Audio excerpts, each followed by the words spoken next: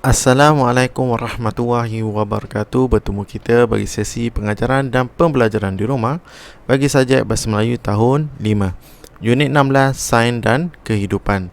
Tajuk kita pada hari ini adalah kuasa magnet. Anak-anak boleh rujuk di buku teks 126. Objektif pembelajaran kita pada hari ini adalah murid dapat membina ayat majmuk dengan perluasan subjek dan predikat. Kriteria kejayaan yang pertama, murid dapat memahami isi tersurat pada petikan kuasa magnet. Kriteria kejayaan yang kedua, murid dapat mengenal pasti kata hubung yang sesuai bagi ayat. Baik, kita baca dahulu munshi cilik.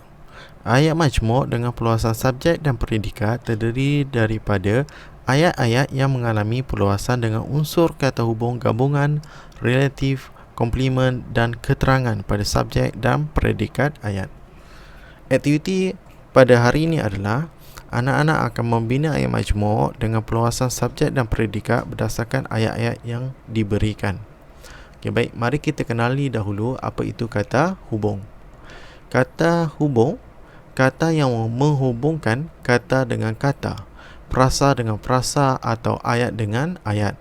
Terdapat 3 kata hubung yang akan kita pelajari pada hari ini, iaitu kata hubung gabungan, kata hubung pancangan dan juga kata hubung pasangan. Kata hubung gabungan antara contohnya adalah dan, atau, serta, kecuali, maka, tetapi, lalu, sambil. Baik, kita teruskan dengan kata hubung yang kedua, iaitu kata hubung pancangan. Antara contohnya adalah apabila, yang, jika, kalau, sekiranya, bahawa, hingga, supaya, agar, sejak, manakala, kerana, walaupun, sejak, sementara. Baik, kita baca pula kata hubung yang ketiga pada hari ini adalah kata hubung pasangan. Yang pertama, baik mahupun, baik ataupun, sedangkan tambahan, entah, sungguh pun, namun, daripada, lebih baik.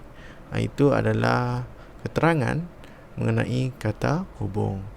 Aktiviti yang seterusnya, kita akan membaca pula petikan yang bertajuk kuasa magnet. Sejak pagi, Ibu Farisha masih mencari sebatang jarum yang terjatuh di atas permaidani. Farisha membantu ibunya. Pada gambar yang pertama, kita akan melihat 2 ayat, iaitu ayat yang pertama, Puan Faiza mencari sebatang jarum yang tercicir di atas permaidani. Ayat yang kedua, Farisha mencari sebatang jarum yang tercicir di atas permaidani. Okey, baik. Penggunaan kata hubungnya adalah dan. Jadi kita akan melihat kepada penggunaan ayat majmuk perluasan subjek. Puan Faizah dan Farisha mencari sebatang jarum yang tercicir di atas permaidani. Okay, baik, itu adalah situasi bagi gambar yang pertama. Baik, kita teruskan dengan gambar yang kedua. Ayat yang pertama, Puan Faizah masih gagal menjumpai jarum itu. Ayat yang kedua, Puan Faizah mencari jarum itu dengan kanta pembesar. Okey, penggunaan kata hubungnya adalah walaupun. Baik, mari kita baca dahulu ayat majmuk yang terhasil daripada ayat-ayat ini. Puan Faizah masih gagal menjumpai jarum itu, walaupun beliau mencarinya dengan kanta pembesar. Seterusnya, aktiviti untuk anak-anak. Anak-anak perlu membina ayat majmuk perluasan subjek dan juga perluasan predikat berdasarkan gambar. Okay, mari kita lihat dahulu gambar yang pertama. Gambar yang pertama, ayatnya, Farisha teringat akan manfaat kuasa magnet. Ayat yang kedua, Farisha baru belajar tentang magnet. Penggunaan kata hubung yang. Jadi anak-anak perlu mengolah susunan ayat ini supaya menjadi ayat yang lengkap betul. Okay, baik, kita teruskan dengan gambar yang keempat. Ayat yang pertama, Farisha menjelaskan sesuatu. Jarum itu boleh dijumpai dengan menggunakan magnet yang dilekatkan pada kereta kawalan jauh. Okay, penggunaan kata hubungnya adalah bahawa. Jadi anak-anak perlulah menyusun ayat ini supaya menjadi ayat majmuk perluasan predikat. Okay, baik. Ada 2 tugasan untuk anak-anak. Jadi diharap anak-anak dapat membina ayat majmuk perluasan subjek dan juga perluasan predikat dengan baik.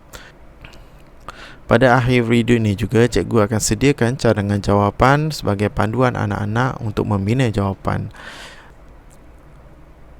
Sekian saja bagi sesi pembelajaran pada hari ini. Diharap anak-anak mendapat manfaat daripada pembelajaran kita pada hari ini. Assalamualaikum warahmatullahi wabarakatuh.